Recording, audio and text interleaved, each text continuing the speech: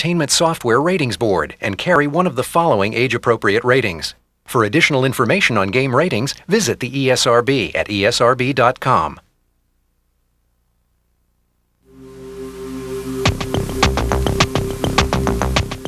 Want some great entertainment this holiday? Head on down to Toys R Us. While you're there, you can check out the great new games coming from Nintendo. The Legend of Zelda Majora's Mask for the N64 is coming October 26th. Some consider it a sequel to the greatest video game ever. Others claim that it's much better than the original. Let's talk with the experts at Nintendo. Being a sequel to the best video game of all time wouldn't be a bad thing within itself, but at the same time, The Legend of Zelda Majora's Mask is much more than a sequel. In fact, you could label it as a sequel, but then you'd have to take everything you know about sequels and throw it out the window. When you first start the game, you're riding through the forest on horseback, and then you come across a skull kid. Your horse rears up, and you fall off, and when you're knocked out, the kid actually comes up and takes your ocarina, and he also steals your horse, and that's kind of what starts it off. You get 72 hours to save the Earth. Link has to unravel the mystery of Majora's Mask within 72 hours, or else the moon will crash into the Earth. And if you can't solve the mystery within 72 hours, game over. There's 24 different masks in this game. If you take the Goron mask and you put it on, then you have the ability to turn into a Goron. You actually see him go through a transformation, and then he's a Goron, and you're able to do things you weren't normally able to do. You turn into a rolling Goron, and that's the only way to cross some parts of the game. If you get a Zora mask, instead of just kind of swimming on top of the water, you can actually put the Zora mask on and you have the ability to walk underwater. You can swim extremely fast underwater. And so there's a whole bunch to do under the water.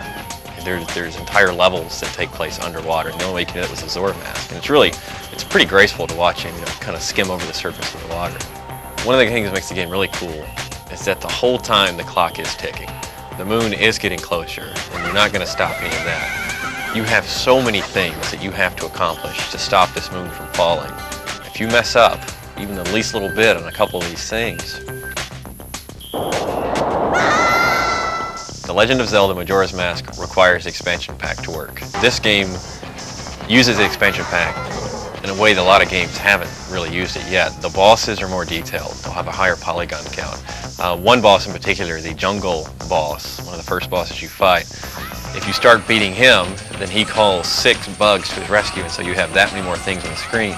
We hit him a couple more times, then he releases about 300 butterflies into the air that will attack you. It's really incredible to see all that on screen. Everybody's going to love this game.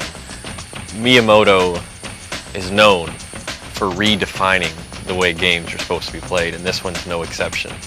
The Legend of Zelda Majora's Mask, your Link, and the world is waiting on you. Reserve your copy now at Toys R Us with a $10 deposit, and you'll be guaranteed to get a collector's edition gold cartridge with this unique 3D label. If you reserve your copy prior to October 25th, you'll also get $10 off this Toys R Us exclusive gold controller, regularly priced at $29.99, now just $19.99 with this offer. Think that's it? Think again. Check out the sequel to the platinum bestseller Banjo-Kazooie. It's Banjo-Tooie for the N64, coming November 21st. It's an extension of an already great game. First off, you're given all of the old moves that you had before, and being Banjo-Tooie, there's going to be more moves, larger environments, better graphics.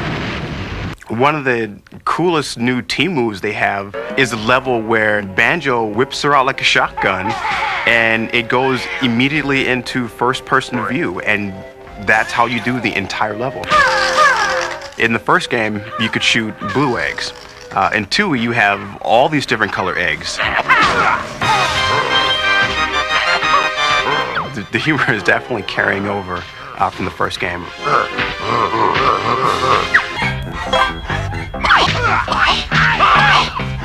Banjo 2 has definitely given me everything that I've ever expected.